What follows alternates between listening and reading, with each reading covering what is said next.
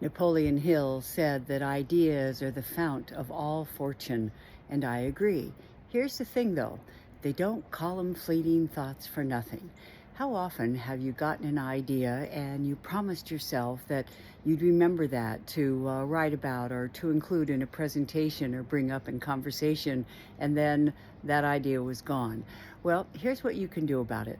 Years ago, I invited DeWitt Jones, who is a National Geographic photographer, to the Maui Writers Conference to be one of our keynoters.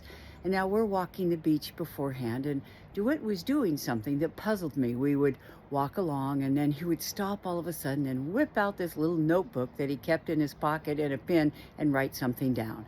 And then we'd resume walking, and a little bit later, he'd whip out that notebook again and write something down. And I said, DeWitt, what are you doing? And he said, Sam, we make our living from our mind. He said, I used to get an idea and think, oh, I need to put that in my outside magazine column. And then I go about my business, and I couldn't remember it for the life of me. And so I started carrying this little notebook with me everywhere I go.